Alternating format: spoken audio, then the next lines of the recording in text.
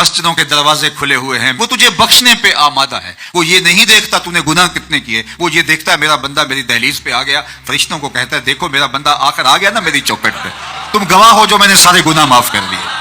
وہ یہ نہیں دیکھتا کہ یہ مجرم کتنا بڑا ہے، وہ یہ دیکھتا ہے میرے در پہ آ گیا ہے. تجھے جوانی دی ہے، تجھے اعتدال دیا ہے، تجھے جمال دیا ہے، تجھے خوبصورتی دی ہے، تجھے بولتی زبان دی ہے، دیکھتی آنکھیں دی ہیں، سننے والے کان دیے ہیں، دھڑکتا ہوا دل دیا ہے، دل میں جذبات کا جہاں آباد کیا ہے. تجھے اتنا کچھ عطا کیا، تجھے اپنی قدرت کا شاہکار بنا کے دنیا پہ بھیجا، اور تو پھر میرے سے منہ پھیر کے بھاگ گیا. ما غرک بربک الکریم، تجھے کریم رب سے کس نے غافل کر دیا؟ دیکھ الذی خلقک، رشتہ تو دیکھ، میں تیرا خالق لگتا ہوں، میں تیرا خالق لگتا ہوں. اللہ اکبر. کسی نے کسی پر کوئی چھوٹا سا احسان کر دیا ہو اور وہ بے وفائی کر جائے تو وہ کہتا ہے بھول گئے ہو میں تمہارے اوپر اتنا احسان کیا ہے، مشکل وقت میں کام آیا تھا، تجھے جیل سے چھڑایا تھا، تو بھوک سے تڑپ رہا تھا تو میں نے تجھے غذا فراہم کی تھی، تو بیماری سے مرنے لگا تھا، میں تجھے ڈاکٹر کے پاس اٹھا کے لے گیا تھا. جس نے تھوڑی سی کسی کے ساتھ مہربانی کی ہو تو اس سے کوئی بے وفائی کرے تو وہ کہتا ہے بھول گیا ہے کہ تو کہاں تھا اور میں نے تجھے کیا دیا. اور مالک جس نے خلق کیا اور لمحہ لمحہ لہجہ لہجہ ہم اسی کے کرم کے محتاج ہیں. اگر وہ ناراض ہو جائے اور وہ نہ چاہے تو آنکھوں کے دیے بجھ جائیں، اگر اس کی مرضی نہ ہو تو زبان بولنا چھوڑ دے، اگر وہ نہ چاہے تو دل دھڑکنا چھوڑ دے. یہ کائنات میں زندگی کا جو نظم قائم ہے یہ اللہ جل شانہ کے کرم سے ہی تو ہے. اور بندہ اسی کے در کو چھوڑ کے بھاگ گیا.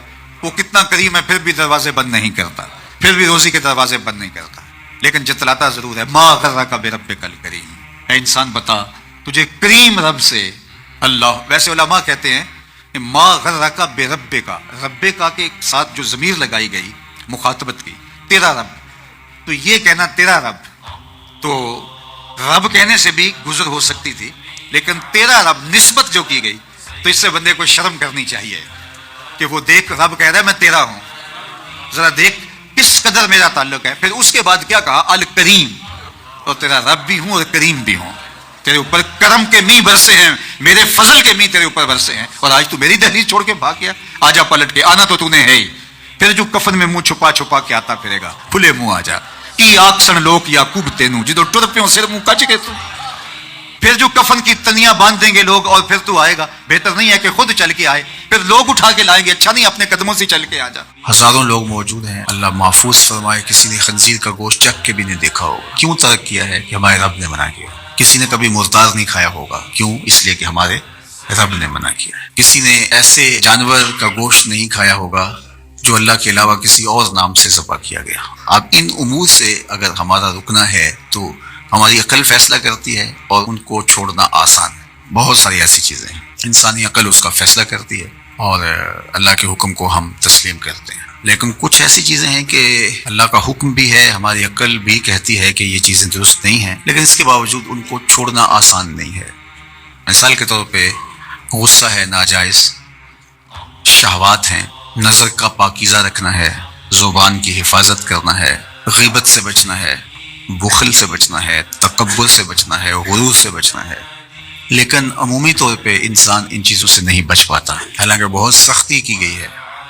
الغیبت اشد من الزنا، غیبت زنا سے بھی بدتر ہے. تو کچھ چیزیں ہیں کہ ہم ان کو اختیار نہیں کرتے صرف اس لیے کہ اللہ کا حکم ہے، اس لیے اختیار نہیں کرتے. مردار کو اس لیے چھوڑا ہے کہ ہمارا رب اس کو پسند نہیں کرتا. شراب کو، خنزیر کو اور دیگر چیزوں کو اس لیے ترک کیا جاتا ہے کہ ہماری شریعت نے منع کیا، ہمارا رب منع فرماتا ہے.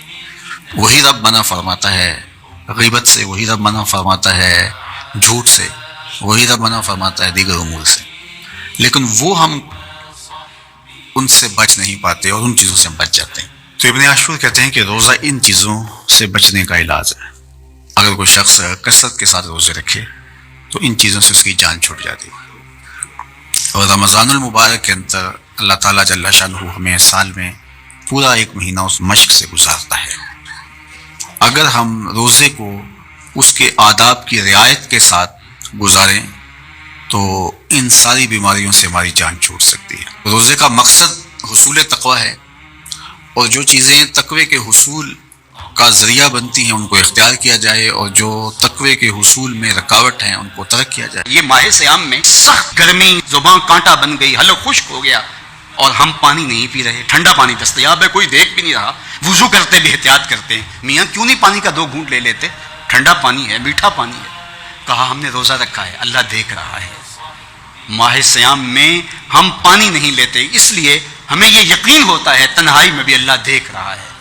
یار جو اللہ رمضان میں دیکھتا ہے وہ غیر رمضان میں بھی دیکھتا ہے. پانی پینے لگو تو دیکھتا ہے، رشوت لینے لگو تو تب بھی دیکھتا ہے، آنکھ بھٹکے تو تب بھی دیکھتا ہے، خیال بہکے تو تب بھی دیکھتا ہے، سوچوں میں آوارگی آئے تو تب بھی دیکھتا ہے. یہ یقین تمہارے ساتھ اگر جڑ جائے کہ تمہارا رب تمہیں دیکھ رہا ہے تو پھر گناہ کرنا مشکل کیا ناممکن ہو جائے گا. ان اللہ خبیر بما تعملون، اور جو تم کرتے ہو تمہارا رب اس سے باخبر ہے. یا اس کی نگاہوں میں نہیں ہو، تمہارے ایک ایک لمحے کو وہ دیکھ رہا ہے، ایک ایک ساعت کو ملاحظہ کر رہا ہے. بند کمرے ہوں یا مخفی غاریں، تم جہاں بھی داد عیش دو تمہارا رب تمہیں دیکھ رہا ہے. کالے پہاڑ کی گہری غار میں چیونٹی چلتی ہے تو اس کے ننھے اور مہین پاؤں سے سینہ سنگ پر جو لکیر بنتی ہے تمہارا رب اس کو یوں دیکھتا ہے جیسے دیوار چین کو دیکھتا ہے. تو کیا وہ تمہارے اعمال کو نہیں دیکھتا؟ تمہارے ایک ایک عمل کو، تمہارے ارادے کو، تمہاری آنکھوں کی خیانت کو، تمہارے دل کے ارادے کو دیکھتا ہے. ایک ایک چیز سے وہ آگاہ ہے. وَلَا تَكُونُوا كَالَّذِينَ نَسُوا اللَّهَ، اور ان لوگوں کی طرح نہ ہو جانا جنہوں نے اللہ کو بھلا دیا، غافل ہو گئے، اپنی خواہشات کی زندگی گزارنے لگے. یہ جہاں مٹھا اگلا کس نے ڈٹھا، آرزوؤں کے نوکر بن گئے. جس طرح نفس اور شیطان ان کو چلا رہا اس طرح چل رہے ہیں. اللہ جب کسی سے ناراض ہوتا ہے تو ہدایت چھین لیتا ہے. اسی لیے ہمیں ہر روز ہر نماز کی ہر رکعت میں ہدایت مانگنی ہوتی ہے. اہدنا الصراط المستقیم، ہر روز مانگتے ہیں، ہر نماز میں مانگتے ہیں، ہر رکعت میں مانگتے ہیں. اللہ ہمیں ہدایت پہ گامزن رکھے. اللہ جب کسی سے ناراض ہوتا ہے تو ہدایت کے دیے بجھ جاتے ہیں، اندھیروں میں بھٹکنے لگتا ہے. شیطان اس کو دھوکے میں مبتلا کر دیتا ہے. اسی زندگی کو مقصود زندگی سمجھ لیتا ہے، اس شراب کو آب حیات سمجھ لیتا ہے جس کو یہ بھی نہ پتا ہو کہ میں ہوں کون، میں کہاں ہوں، میرا مقصد زندگی کیا ہے، مقصد حیات کیا ہے. کھانا پینا اور لذتوں کا حصول یہ تو چوپائے بھی کرتے ہیں. تو اشرف المخلوقات کاہے کا ہے؟ یہ زندگی تو ان کی بھی ہے کہ وہ اچھا کھاتے ہیں. تم تو ایک پاؤ بھر گوشت کھا لیتے ہو اور شیر روز ایک ہرن چاٹ جاتا ہے.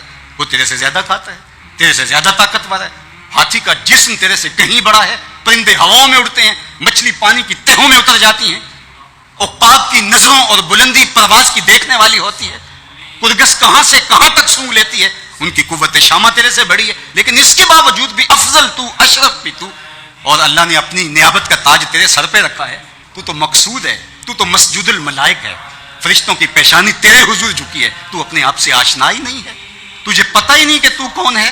تو خدا کو بھول کے سمجھا کہ میری زندگی آزاد ہو گئی، اب میں جو چاہوں کروں. میں خدا کا بھی انکار کر دیا، بلا دیا اس کو. کہا جب خدا کو تو بھولا تو خود کو بھول گیا، زندگی کے مقصد کو تو نے فراموش کر دیا. اب بھٹکتا ہے ارض فلات میں، جنگل میں پڑے ہوئے خشک پتے کی طرح جس کو ہوائیں کبھی ادھر اڑا دیتی ہیں کبھی ادھر اڑا دیتی ہیں. مقصد حیات کا علم نہیں ہے. خدا کو بھولنے کا یہ نتیجہ ہے جو تجھے بھگتنا پڑ رہا ہے. خدا آشنا ہو جا، خود آشنا ہو جائے گا. جدو حشر کے سوال ہوں گے، ہم ساڈے لال ہوں گے. جدو حشر کے سوال ہوں گے، ہم ساڈے لال ہوں گے. جنتاں جائے گی ساری